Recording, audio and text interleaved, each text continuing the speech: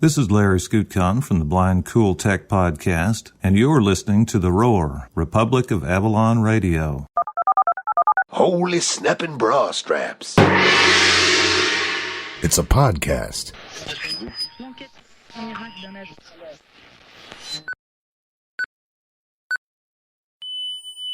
Republic of Avalon Radio. It's 0 hours Avalon Standard Time.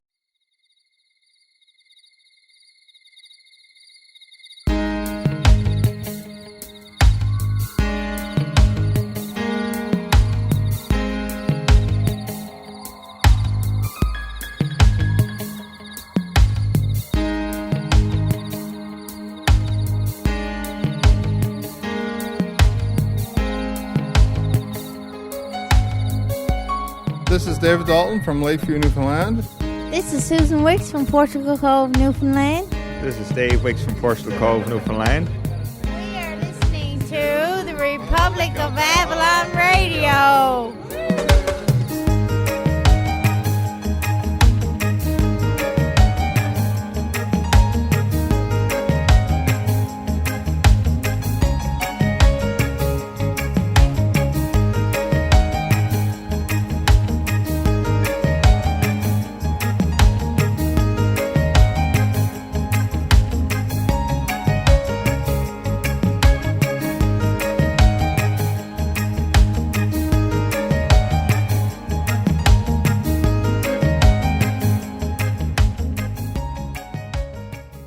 Republic of Avalon Radio. You're with the Roar!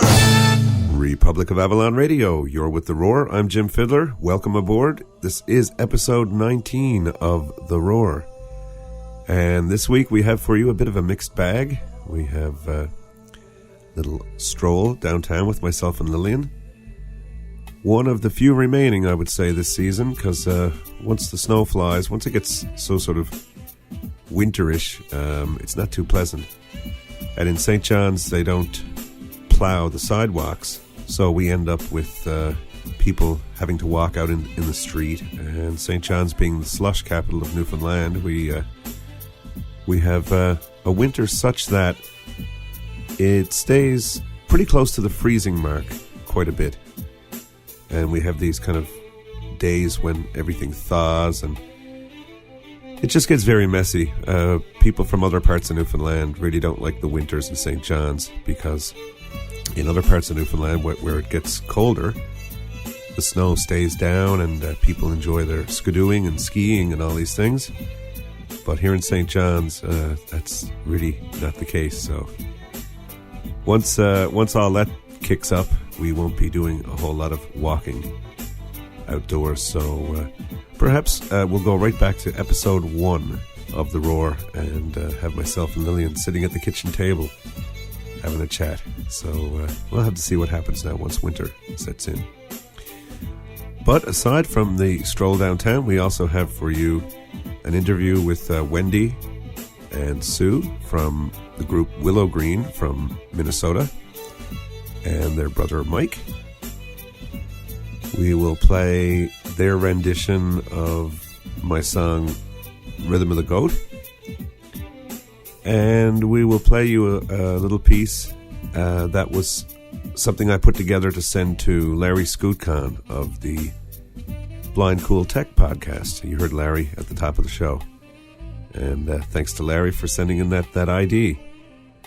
I'm going to do the same. I will reciprocate and get something off to him within the next few days. So look forward to that, Larry, and really appreciate you sending us off that ID. And the piece that we will be playing, that I prepared for him, was a little something that kind of happened. There was a message posted in the forum over at republicofavalonradio.com.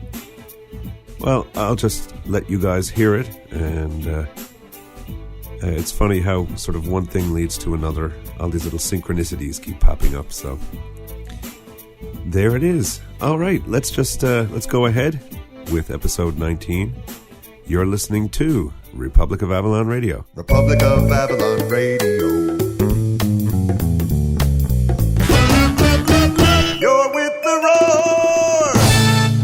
Okay, here we are. We are on Water Street. And we just took a shortcut. And I was just asking Lillian, why a shortcut? Why don't we say long cut? And she said, because that would be redundant or oxymoronic or something. And I said, yes, well, then we would have to just say, I guess, let's take a cut. Saying shortcut implies that there's some other kind of cut. Doesn't it? Yes. Well, yeah. It's maddening. It's maddening. I think you find it more maddening than I do. Drive you into the jigs. Okay. So, it is a bit of a chilly evening, as it is All Hallows Eve. Eve. Is it? All Hallows Eve, yes. Why do they call it All Hallows Eve? Because it's all about the spooky stuff. Ghosties and stuff. Okay. This is like one sleep till Halloween. What was that? It's a little dog. Okay, yeah, so tomorrow night is Halloween night. October 31st, 2005. And Lillian's going cutting up pumpkins. I did already, actually. Oh, how did it turn out? It's all done. It turned out pretty good. See, if we had a digital camera, Lillian had a digital camera, and a year ago, exactly a year ago, it broke. We took it to Ireland with us last October. And when we arrived, actually in Dublin, we were at the train station. And we went into this little place. What was it called? The Hooker or something? Yes, it was. The Hooker. Anyway, we went in there and had our first pints of Guinness and Smittix in Ireland. And I said, get out the camera. Take a picture of me having my first pint of Smittix in Ireland. And she took it out and the button, the little take your picture button. What do you call that? The shutter? The shutter. Oh, I shudder to imagine. It was broken. It was missing, actually. Okay. So we didn't get the picture, and we haven't gotten the picture ever since. And all these things we've done and all these places we've gone, it's terrible because we would have loved to have taken photos for you in St. Pierre and at the folk festival and out on the boat, out on DJ charters, and just all these places we've gone at the CD launch and throughout the whole Atlantic Fest 2005 and the gala at the Arts and Culture Centre, the trip to Cork in March, just all these things. It would have been very nice if we could have taken pictures for you guys and put them up on the site. I don't know, one of these days, I suppose. If anybody has an old digital camera that you don't need, doesn't have to be great. Lillian's going to be getting a really good one eventually, but if anybody has one that they might like to throw into the Roar bin so that we can take some pictures, it only need be, the quality that, for putting pictures up on the website. So it doesn't have to be some massive 10 megapixel or anything like that. But if anybody has one that they don't use because they bought a new one and the cheap one they have is, once you have a good camera and the old cheaper one that you had is just completely useless to you and it's not even worth selling or something, then bring it on. Or for that matter, if anybody has a half decent one that they might want to sell, cheap or something. Because, you see, the thing that Eddie Mailbag doesn't understand is we don't pay him because nobody pays us. So that's the formula. That's the formula there on that one. So yeah, it would be nice. Anyway, it would be nice if we could take pictures and have some pictures to sort of, what's the word? Acknowledge all these things, all these places that we go, and we bring you along with us. I would say there's probably a fair number of you who'd really like to look at these places as well. But as I mentioned before, no fear of us getting into video casting. We're not going to be doing that anytime soon because this is all about the love of radio. So that's why we're doing what we're doing, because you have to use your mind. And that's a nice thing. That's a good thing. Yeah, I think maybe video might take something away from it. I think it would, definitely. I mean, one side of it is that business about, the theater of the mind. Mm-hmm. And another thing is, in order for us to do video, we'd have to have a third person shooting us all the time. And to be honest with you, what are we doing now? We're walking down the sidewalk. That's not really a big thrill. So we'd have to have somebody, in front of us, walking backwards with a camera all the way downtown. That would... Huh? One thing might be interesting is, for example, when we went out on the boat and all those dolphins were hopping all over. Oh, yeah, we could have had... Video of that would be good. Yeah, little clips. Not us kind of doing like everything. Hi, this is Jim Fidler. All that yeah. stuff. I'd rather not film us at all, actually. Nah. Like that kind of thing. But there are some interesting things like, I don't know, like the Waterford River, for example, or being out on the boat and... out on the boat. On the boat. Out on the boat. Even last night, we went downtown last night, and it was Halloween, and yeah, it's a real tradition here. Actually, every year they have Mardi Gras. Yeah, which is kind of crazy. The name of it is ridiculous, but everybody in St. John's really gets in the spirit of it. So it's not just ridiculous; it's ridiculous. Did I say ridiculous? No, I didn't. Oh. You said ridiculous. Oh, don't worry. Be gruntled. Don't be disgruntled. Be gruntled, please. So anyway, massive just places packed downtown, and everybody's dressed up, and some people just drive around downtown all night just to watch people. What did I go out as last night? Tell people what my costume was. You were a naked man with clothes on, were you? That's right. Yeah, we were at Aaron's, and the theme there was pirate. I was Mr. October. Yes, and looking quite dashing. Yes.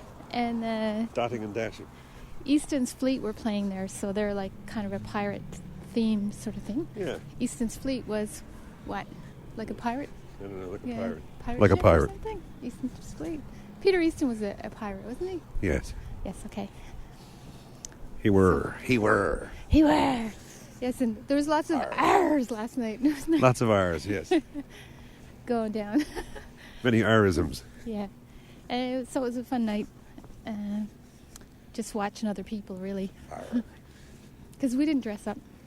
How does a pirate walk? With a limp. Like this.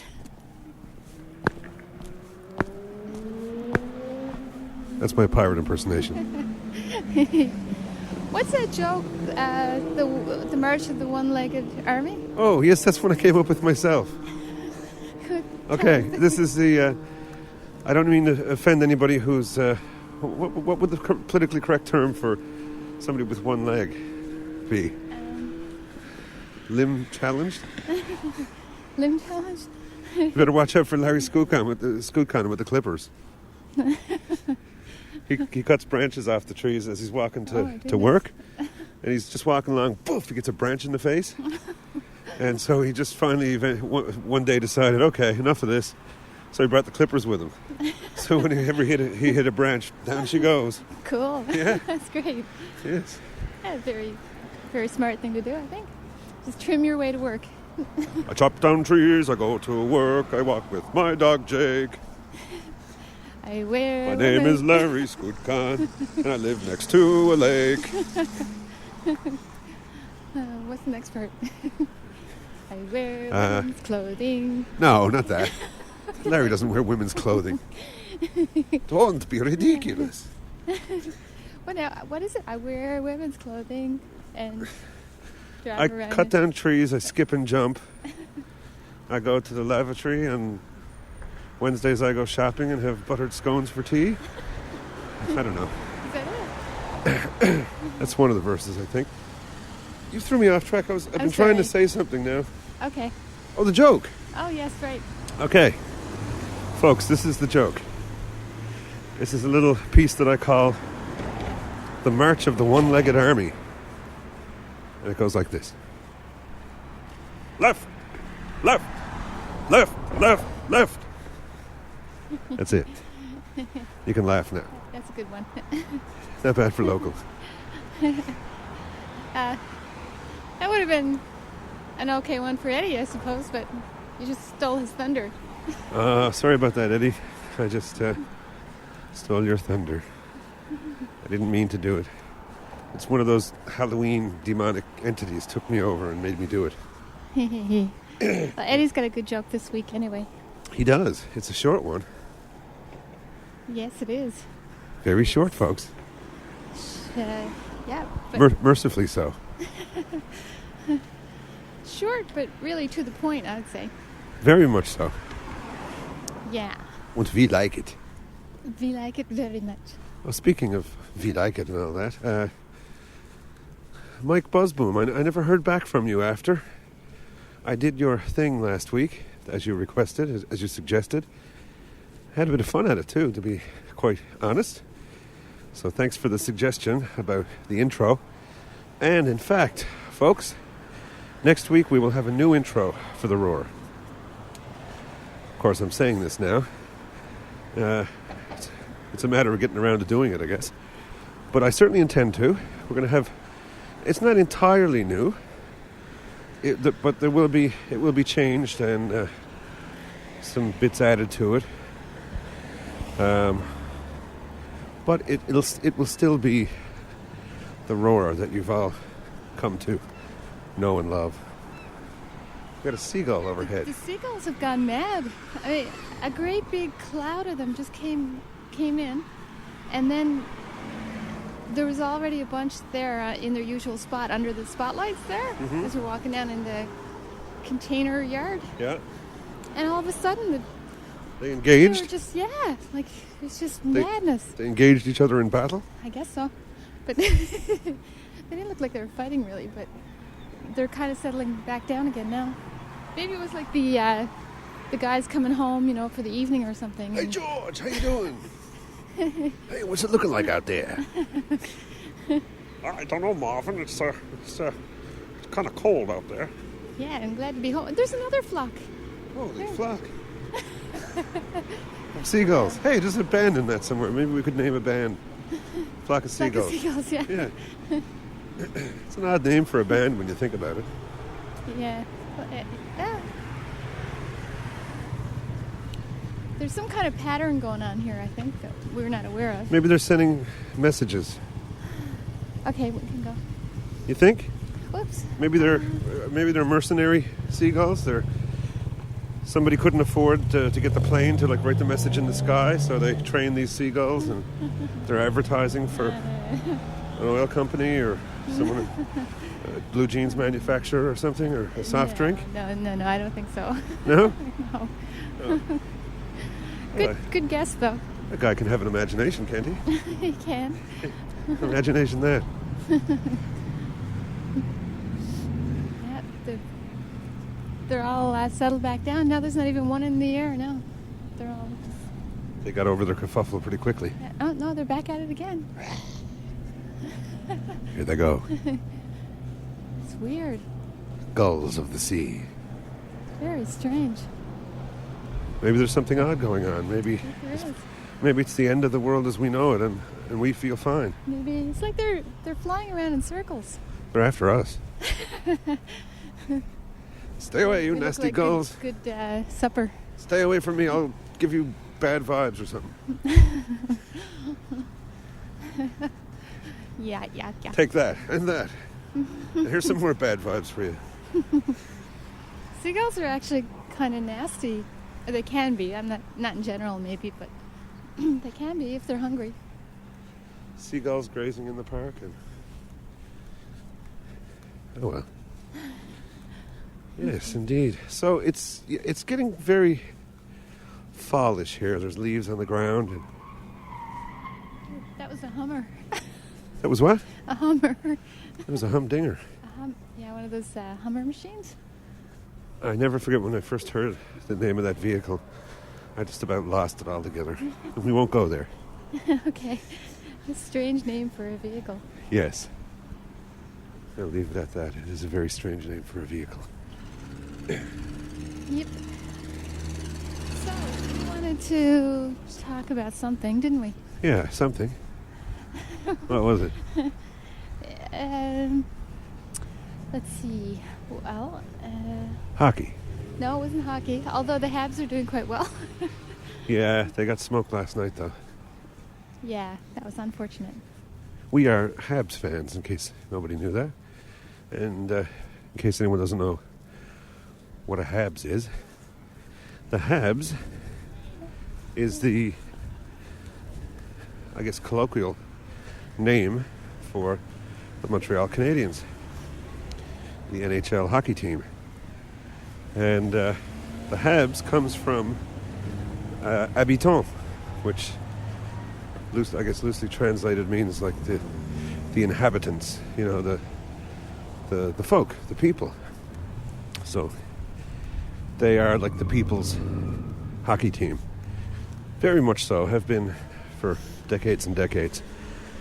And they are like sort of, I hate to make the analogy, but they're kind of like the New York Yankees of baseball in a way.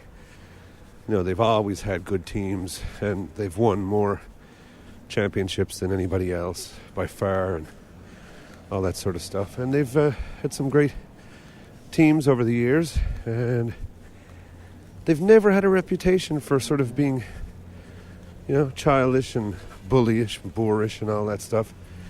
So that's why I've been a fan. I remember when I was a kid, my uncle in Ontario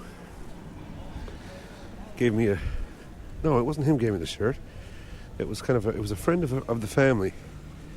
Gave me a Toronto Maple Leafs hockey sweater. And the story, oh, who is it? Oh, gee whiz, I feel like an idiot. What's that guy's name? The guy who tells the story about the Montreal Canadiens hockey sweater. I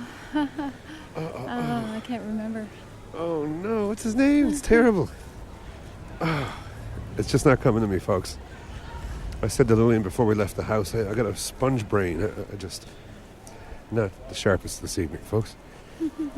But yeah, when I got that Toronto Maple Leafs hockey sweater, I remember after when I heard that story about the Toronto Maple Leafs hockey sweater. If you guys want to look for that, it's brilliant. It's really good. So you can try Googling for the Toronto Maple Leafs hockey sweater story by... It's not coming to me. I don't know. Okay. Yes, folks, I am an idiot. Maybe you can find it by the time this goes to air. Nah. What are the search engines for? Yeah. Over across the street there, we just passed, there's a big haunted house, I guess. Okay. And people are lined up way back to get in. Apparently it's pretty scary. Really? Mm-hmm. What's so scary about it? They don't have real ghosts participating or anything, do they?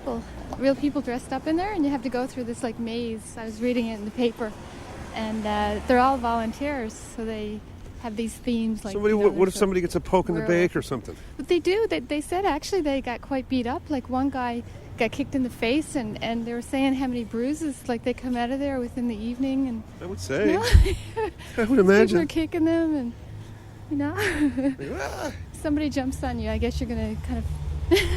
There's a kind of an instinctive. In some way. There's an instinctive sort of knee-jerk reaction, isn't there? Yeah, but it was an interesting article because they were saying how much they love it, even though they're getting beat up like all the time. Yeah, so there's kind they of love to scare people. There's a twisted sort of sadistic thing going on there. I guess so. Okay. You should got it. Yeah. So,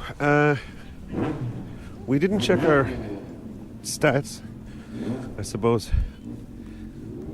at the beginning of the show, I probably said what the stat. Oh yeah. You don't scare me. I'm the gingerbread man. Those are different bikes than the last time. Yeah. The last time they were really like kind of cool bikes. These are like wimpy, Yeah. loud, aggressive, nasty little snitty bikes. Yeah. Angry sounding bikes. They're not Harleys. No. These are like Kawasaki's or something. Yeah. Yeah. So, anyway, the stats. The good thing is that, wow, the numbers are steadily rising, and we're really tickled pink, aren't we? We are. Very much so. Yeah. It's rising, like just, you go in there in the morning and then check again in the afternoon, and it's up like, I don't know, 30, 40, 50, something like that. And guess what? You put out a call. You asked people to call the Roar line last week, I did. and not a single person called. Nobody called. So much for your charm. Yeah. Okay, well, I guess If nobody calls the Roar line and no one sends us email, we'll just shut the show down bit by bit. There'll be no more Eddie Mailbag. If there's no email, and if there's no Roar line, if no one calls, we'll cancel our account and not pay for that every month. And then bit by bit, and then we'll cancel Joke of the Week, and then the show will just be me talking at the beginning, and I'll get down to the point where all I'll say is, well, we have nothing coming up for you this week. And then even that'll fade away, and then we'll be gone forever. I think that's kind of drastic. Maybe Maybe. we'll have to give some incentive. Like what? Yeah. Bribe people. Well, yeah, probably. Okay, I'll give you a nickel. If you call the Roar line, I'll give you a nickel. We could do better than that. Dime. No, Nickel and a dime. No, we don't have nickel and dime them, do we? definitely not. Okay. We have to think of some reason for people to call. Just to say hi is a good one. That's a brilliant one. I like that one. And you get to be on the show. That's right. That's good incentive if you kind of like to hear yourself. Don't be shy. We're walking past the Jazz Cafe. Somebody playing marimbas in there or something. Actually, it was a recording. Yeah, that was the Tuscan door. Okay. Good then. So there's a few people on the go tonight, even though it's Sunday night. Uh-huh. I guess it's Still sort of Halloweenish. yeah. And the forum is... There's a few people over in the forum. I think we've got about 25 registered over there now, which is cool. The way it is with the forum, of course, you can drop over and have a look. You don't have to register, or you don't have to say anything. You can just go over and have a look.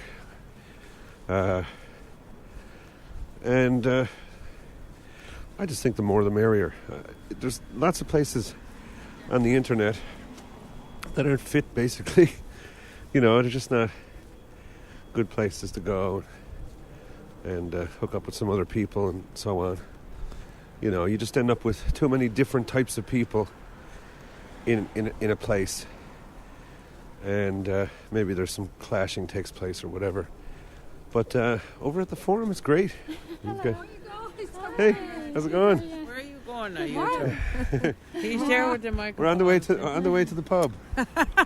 Okay, well, we just met up with a couple of friends, as you could hear, and we are finishing our little walk.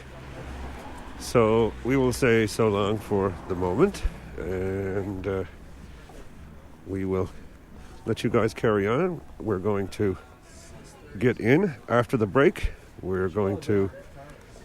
Basically, we're almost at Aaron's Pub, and after the break, we will be standing outside of Aaron's Pub talking to Sue and Wendy of the group Willowgreen from Minnesota, along with their brother Mike, who plays a wicked CD player, he says. So So that's it. And you're listening to Republic of Avalon Radio. Woohoo! Woo. Republic of Avalon Radio. You're with the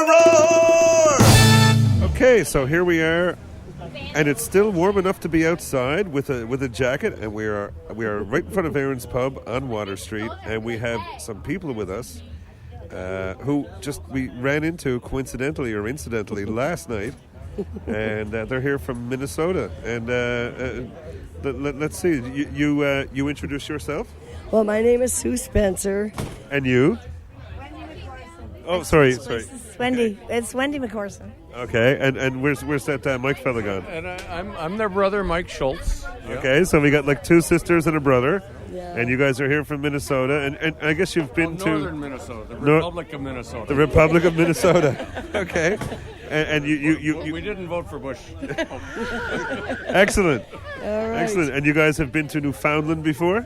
Oh, many Newfoundland, times. boy, Newfoundland. That's right. Understand. Where you been? Yeah. Yes. We're all here from. Well, did. Anyway, we won't go there. Mike's a ham radio operator like myself, and we were talking earlier. Yes, and like Lillian, we were talking earlier about for you hams out there. It's a little interesting little thing. We realize that it doesn't seem like anyone's used that like for websites. If you're, let's say, for example, if you were looking for ny.com, certainly that's gone. But what about if you looked for .com?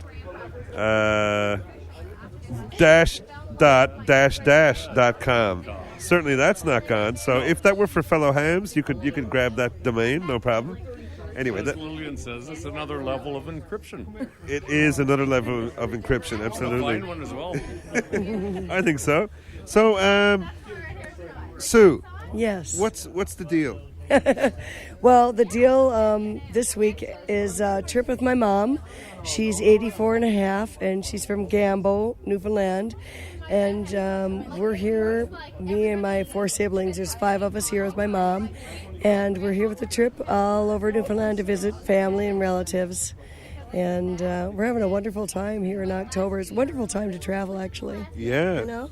So you guys are like sort of extra generational expatriate Newfoundlanders in reality.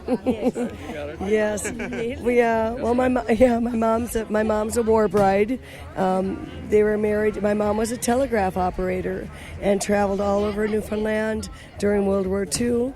And my dad, and he was stationed up here at that time doing communications during World War II. And they met in Howley, Newfoundland, and that's where they were married. And Dad fell in love with Newfoundland. They dated for 4 years. And they did. And they courted. Yeah, well, they courted for 4 years. Absolutely, for 4 years. And they, when the war was over, that's when they got married in Howley. But Mom wanted to go to the States, and Dad wanted to stay in Newfoundland, and we wish Dad won out, you know. We come back as much as we can. We come back as much as we can, absolutely. Excellent. Yeah. And so you guys record music and all that kind of stuff we gather? Yes. Well, we're in a band called Willowgreen, and we've been together for 20 million years. No. Each? Yeah, something like that. Yeah, it's 5 members in our group. It's 4 women and 1 man. Do you have a website? Yes, we do. Our website for Willowgreen is www. We call that Triple U here at the Roar. Triple doubles. Okay. Triple U. www.willowgreenmusic.com. Okay. And that's our website for our band. And we did a tour here in 1997, and that's when we met you, Jim. Yes, and actually these guys recorded one of my songs, and might it not be? Would it be acceptable for you to have us play your version of my song "Rhythm of the Goat" when we wrap up this little chat here. Oh, please, we'd be honored. We love that song. When we met you and we heard that song, Rhythm of the Goat, we came back to the States. We were playing at the Milwaukee, it's called the Irish Fest in Milwaukee, and we played Rhythm of the Goat on stage, and we said, here's a song we just learned from Jim Fidler from Newfoundland, Rhythm of the Goat, and it's been a hit. Absolutely. well, now, folks, you hear she's just given permission, and because we don't want to upset, anybody copyrights and all that stuff, So if we're going to play, a song called "Rhythm of the Goat," we certainly don't want to upset anybody or anything. Well, no, but and you wrote the song, Jim. So I mean, is it okay then? It's yes. okay. Yes. Oh. So we can actually play "Rhythm of the Goat."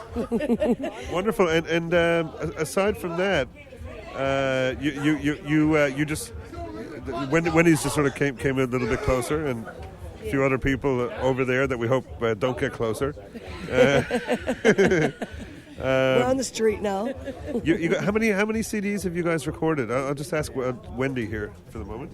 There's 5 total, because we did one as a fundraiser, so it was a few tunes that were lifted off and put on one CD. That was a fundraiser CD for Glen Sheen in Duluth, and so that raised some money for them. But so it wasn't really recorded. You say it was already pre-recorded. So you'd say 5 total CDs we have. Okay. Cool. Yeah. And people can buy those at the website.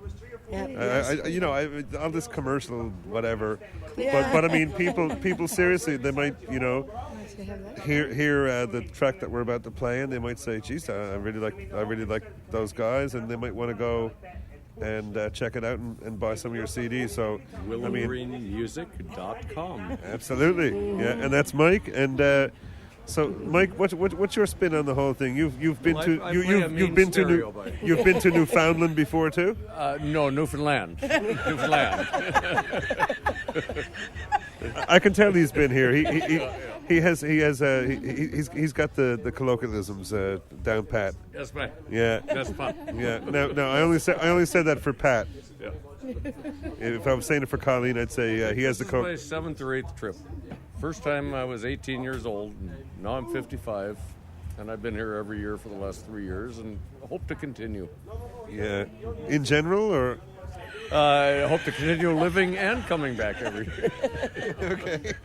Well, geez, we hope so too. Yes, indeed. All right. So Sue, Mike, and Wendy, the Willowgreen family. Thanks for being part of the Roar, and all the best of luck. These guys are heading out tomorrow, by the way, on Scare Canada. Yeah, that's the word. Yeah. So we'll keep our fingers and toes crossed that they'll get back home safely. And they've not heard the Roar yet. That's an interesting thing. And now that they are with the Roar, then one with the Roar. That's right. And we have. This is almost reminding me. Hang on, listen, folks. Do you remember Zen and the Art of Motorcycle Madness? Yeah. That's the background is Water Street. Republic of Avalon Radio. You're with the Roar! Yes, indeed you are. And now, as previously advertised, here is Willowgreen from Minnesota with their rendition of my song, Rhythm of the Goat. You're listening to Republic of Avalon Radio.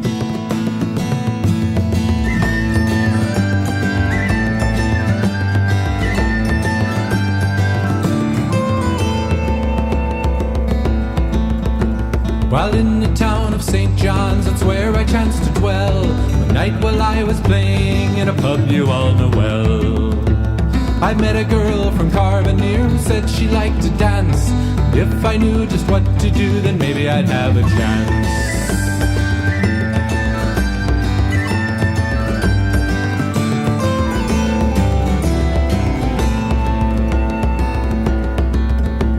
I asked if she was partial to the jigs or to the reels, but was her particular fancy for kicking up her heels. She said she was fond of the melody and the singing of the note, Her particular fancy was the rhythm of the goat.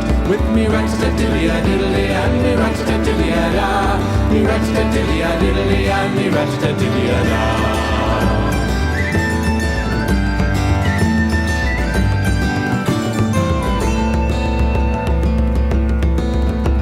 I asked her for a particular tune that she might like to hear.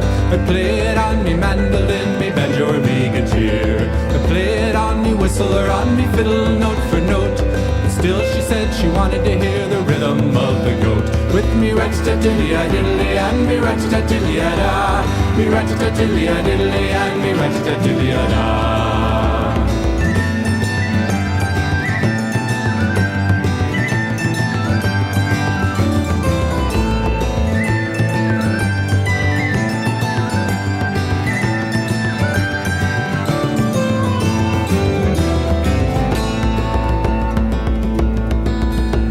I thought I knew just what to do, so then I turned to she. With the diddle-dum this one, diddle-dum that one, diddle-dum, diddle-dum-dee. With her whack for toodle-doo and the story of Lukey's boat. And still she said she wanted to hear the rhythm of the goat. With me rat-a-tat-dilly-a-diddly and me rat-a-tat-dilly-a-da. Me rat-a-tat-dilly-a-diddly and me rat-a-tat-dilly-a-da.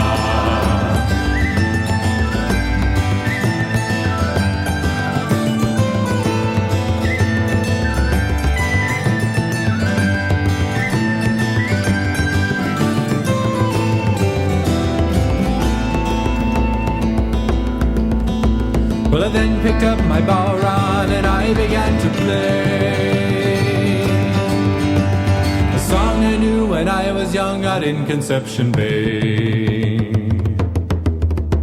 But her feet, they hardly touched the floor. I knew I had her vote, 'cause I was finally playing the rhythm of the goat. With me rat-a-tat-dilly-a-diddly and me rat-a-tat-dilly-a-da.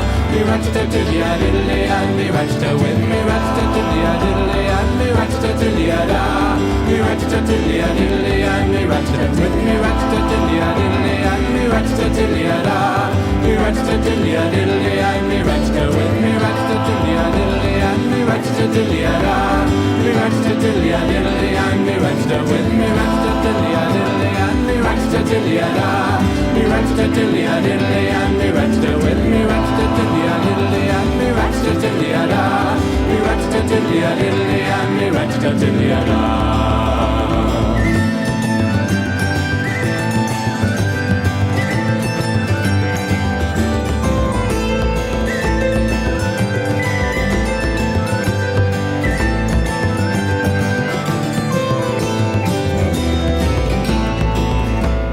Republic of Avalon Radio. You're with The Roar. I'm Jim Fidler, and that was Rhythm of the Goat by Willowgreen from the great state of Minnesota, or the Republic of Minnesota, as Mike pointed out. And you can find more of their music at their website, willowgreenmusic.com. So go on over there and have a look. I've known these guys for quite a while. I first met them, better part of 10 years ago. And it's always great to see them. So Lillian and myself will send out a big shout out to Minnesota. Woohoo!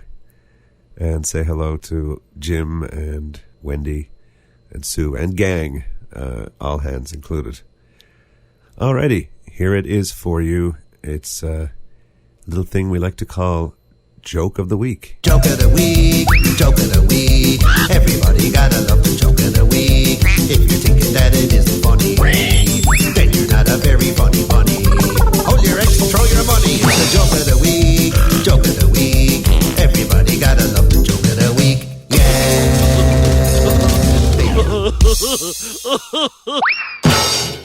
A termite walks into a pub. He says, "Is the bartender here?"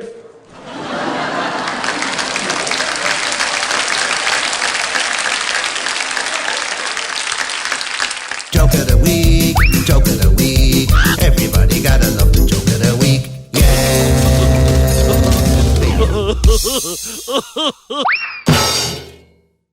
Republic of Avalon Radio, you're with The Roar. That was this week's installment of Joke of the Week. Hope you enjoyed that. And now we will carry on with the segment that I mentioned, the little thing that I put together to send to Larry Scootcon of Blind Cool Tech. By the way, you can check out his podcast by going to blindcooltech.com. And now here's the little piece that I put together to send to Larry. And we hope you enjoy it. Hi, Larry, and to all my fellow Blind Cool Tech listeners. This is Jim Fidler from the Republic of Avalon Radio podcast. I just thought I would forward this little thing on to you guys. We just had a post on our forum that I thought that you guys might find interesting. I myself used to be sighted at one point as Larry. I could see until just about age 10, age 9, something like that.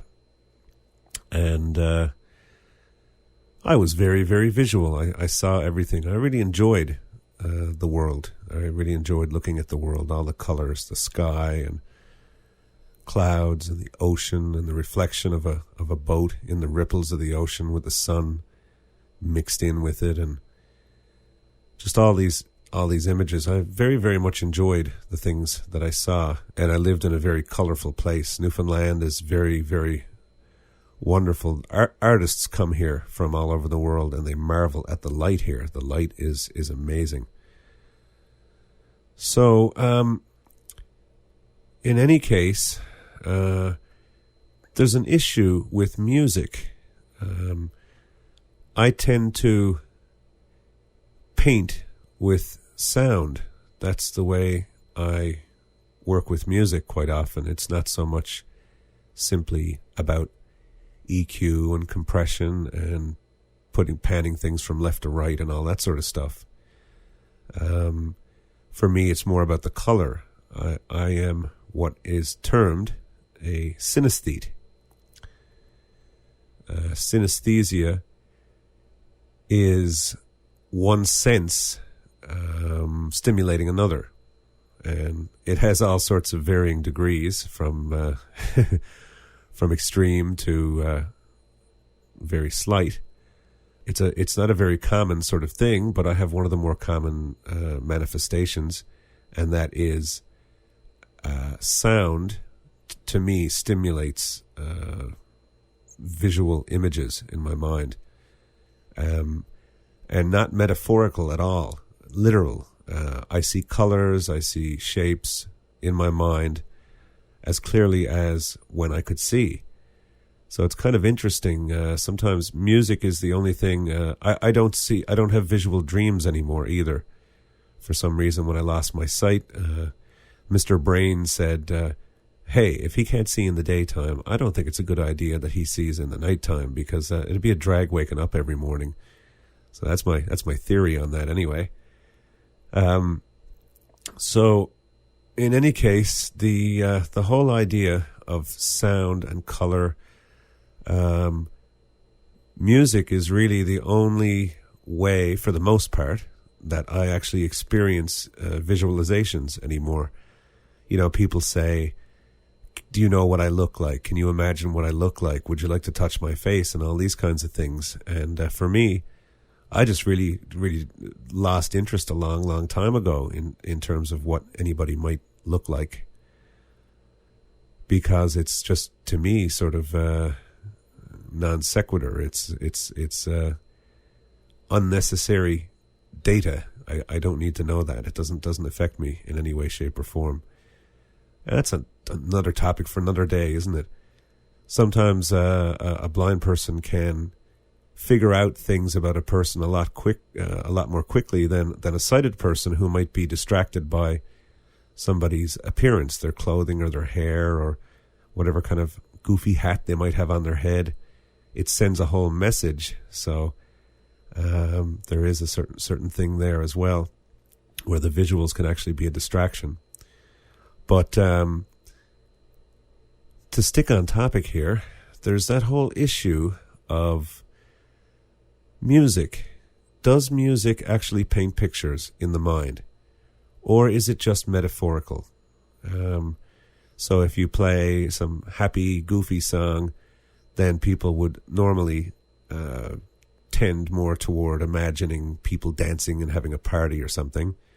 And if you play some really dark sounding music, then people might imagine something, some sort of sad scene, or, you know, a funeral procession, or, well, yes, I think that's the case, but I also, it's been bore out to me several times now in my life that this is not the case. It's not just metaphorical.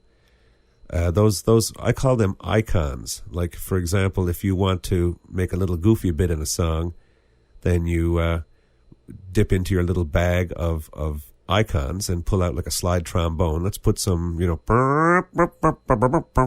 in that part of a song, and the effect that has on people is just as desired.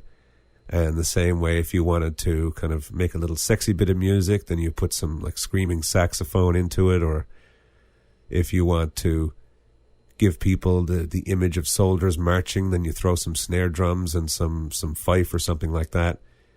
These are all what I call icons, and you can have them in your little kit, you know, in your little tool kit, and pull them out. And I do find that a lot of composers and arrangers and so on really lean heavily, especially it gets exaggerated when you get into commercial production. And people have these little sound bites to record, 30-second, 60-second adverts, or as you say in America, commercials. If you want to try to suggest some sort of scene or image or whatever, and you don't have very much time to do it, then you would tend to lean on these, what I call these little icons. But I've discovered that there's a lot more to it than that. I have composed bits of music. One piece of music I recorded on my first solo CD, Gypsy, was a piece called "In Through the Narrows," which is about coming in through the mouth of St. John's Harbor here. We call that the Narrows. There's like cliffs on both sides. And one would be out being tossed about on the ocean and in stormy weather, and they would seek the refuge of St. John's Harbor.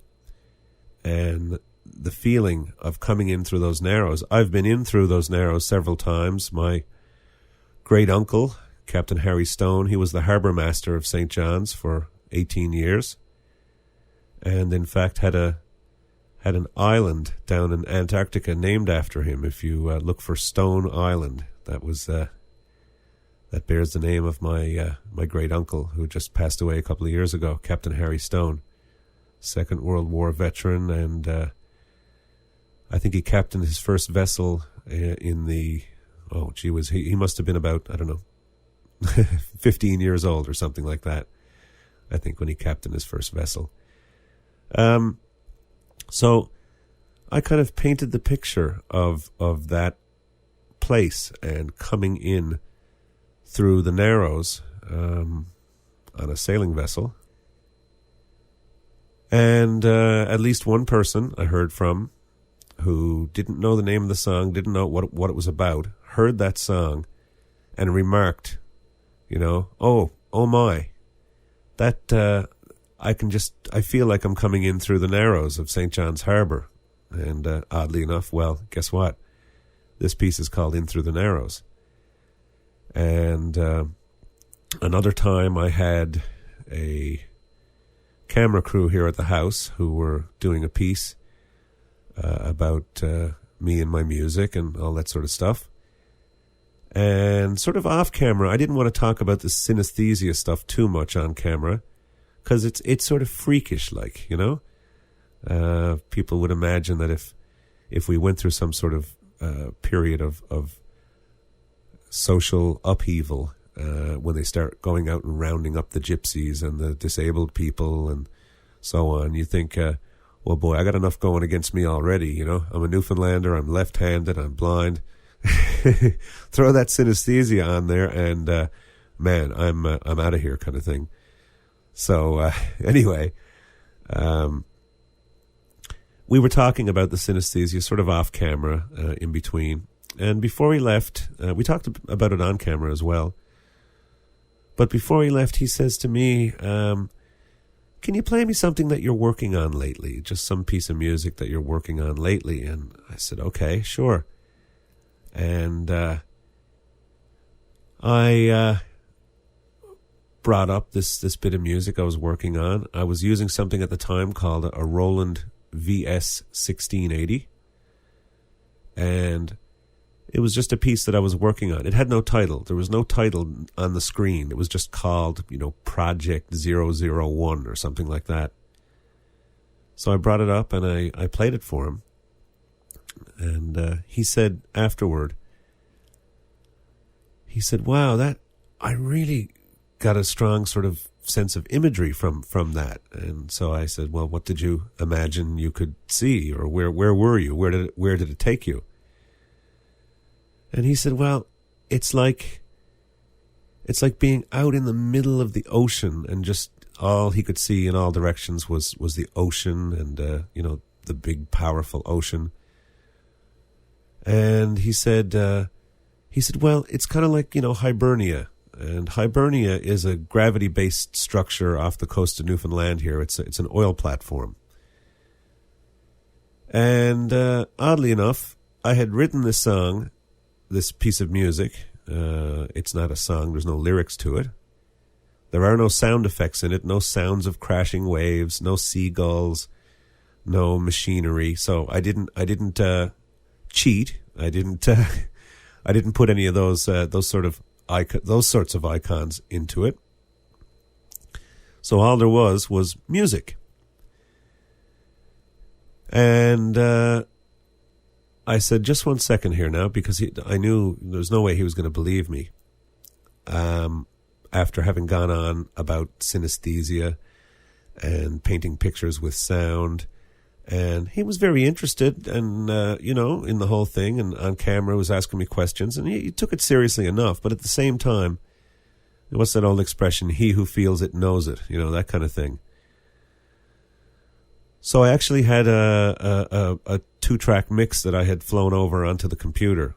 So what I did was I had the computer turned off. The computer was powered down. We were shooting and recording and all that sort of stuff.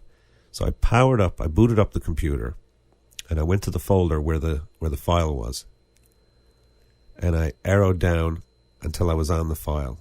And I showed him the file. I said, okay, this is the file. See it? We're on it there now. Grab your mouse. See the title? The song, the piece of music was called Hibernia. And it was a piece of music that I composed kind of thinking along the lines of the vanity of man, that we would build this gravity-based structure, this GBS, that's what they call it, and put it out into the middle of the raging North Atlantic, and assume that it would be safe and solid, and oh boy, aren't we great, like the Titanic thing again, the unsinkable, all that stuff. And the whole idea of the piece of music was that little dot in the middle of the vast ocean, sort of man's pathetic attempt to challenge nature, or man's own sort of cockiness in the face of nature, that kind of thing. And he listened to it. He had no way of knowing what it was. It wasn't on any CD that I'd ever done before. I was currently working on it. And he said it reminded him of Hibernia. Just let me play a little piece of the music here for you now.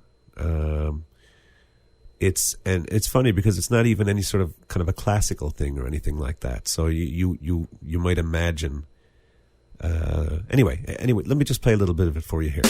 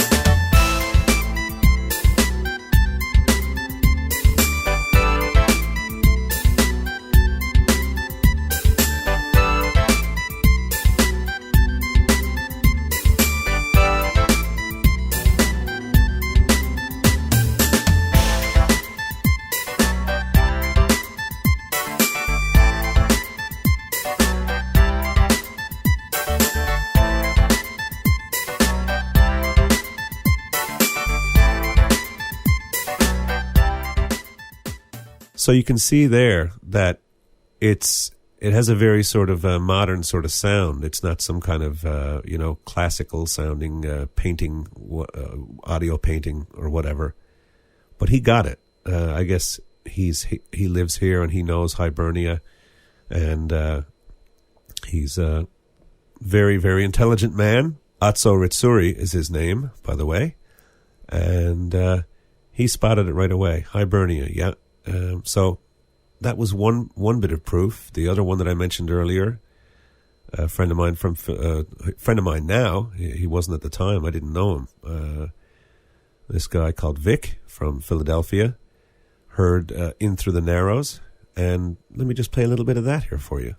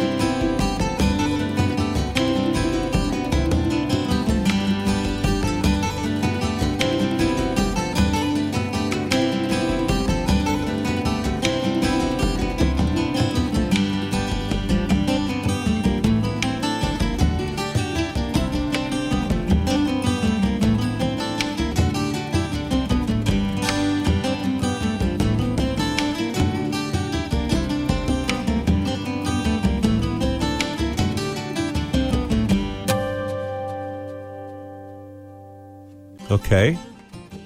And I have heard of other pieces of music as well, including one on my new CD that I composed for my wife Lillian. And it's called Lillian, and then in brackets, A Portrait in Sound. And that's exactly what it is. That's what I meant it to be. And anybody who's heard it who knows Lillian is absolutely gobsmacked, as we say around here, or dumbfounded. They couldn't believe that a piece of music could actually paint a person like that. So my point of interest here is that whole issue about music and sound, and as we dabble around, Larry trying various machines, and some of you people recording and learning about compression and EQ and mic technique and different brands of microphones, I contend that there is something above all of that stuff. There is something above the microphone or the recording equipment or whatever. And I just want to play you a little thing in closing that motivated me, that inspired me to send this little piece to Larry. And that is something that appeared on the forum for our podcast, Republic of Avalon Radio. We have some forums set up, and this message appeared from somebody who I don't know, I never met before in my life, in Colerado. And this piece of music is called I Still Remember, and I wrote this for my sister, who drowned at the age of 3. And for me, it was I just wanted to make a picture of her using sound. And I think when you can see and somebody passes away like that, somebody close to you, like a little sister, it might take a fair while before you can actually look at the pictures again. But once the time passes and you can look at those pictures, I think there's something. I think you're very glad that you didn't destroy the pictures, that you still have them, and then over the years you can just look and see that person again. Well, not having the advantage of being able to do that, I just wanted to make a little kind of portrait in sound of my sister Nancy. And I did, and I called it I Still Remember.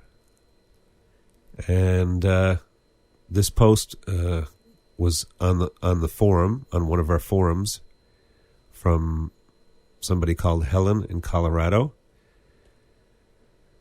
And as you listen to this little piece, you'll discover that it was a 4-year-old girl who heard this piece of music and described exactly how I remember my sister and what I was visually putting into the piece of music, how I remember her and what I put into that piece of music.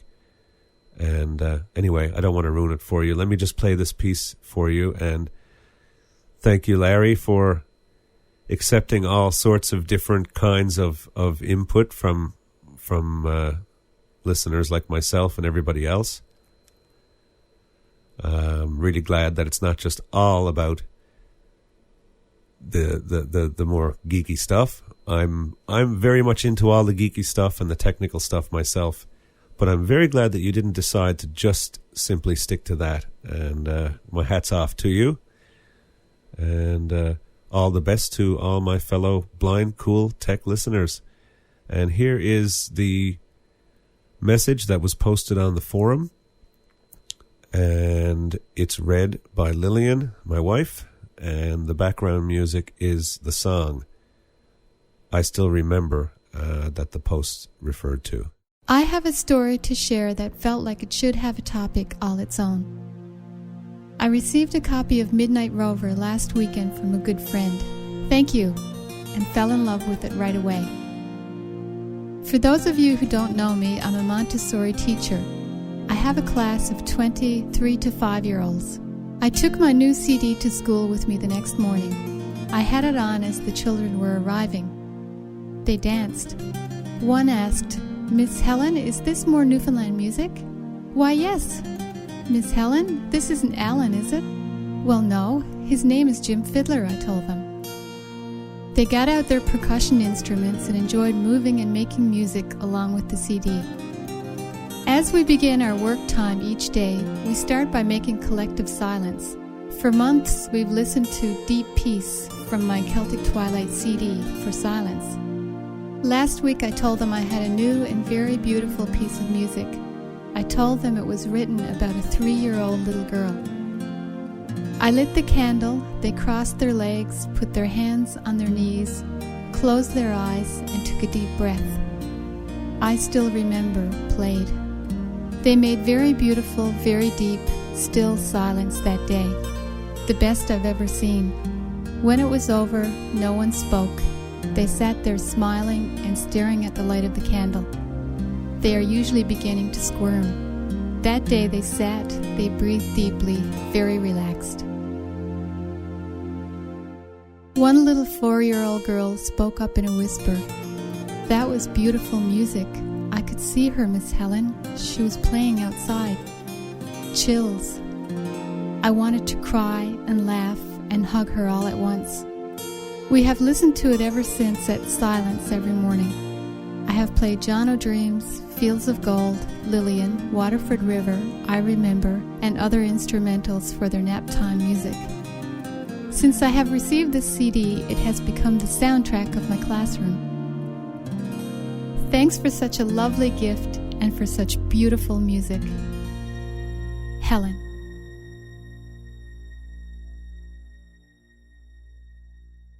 Republic of Avalon Radio, you're with The Roar. I'm Jim Fidler.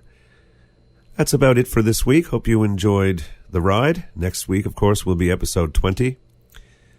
And we want to try to get up above the 7,000 mark. We just cracked 6,900 just before I started to get this here together.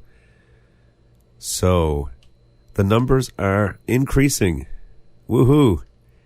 A great big thank you to everybody who's been spreading the word about the Roar, and keep it up. Let's see if we can crack that 7,000 mark by next week. That would be absolutely wonderful. And episode 20 next week, I think we might do something a little bit different, a little bit special. I think we're going to roll out our new intro, and hope you guys enjoy that. And there might be a few other little surprises in there as well, being episode 20. We're not really going to make too big a deal of it. I think we're going to wait until episode 25 and do something really special then.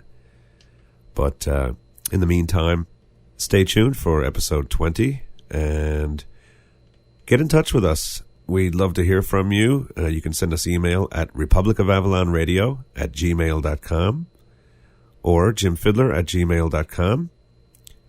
You can Skype us at Republic of Avalon Radio, all one word, all lowercase, or call the Roar line, country code 1, area code 724, and the number is 426-8176.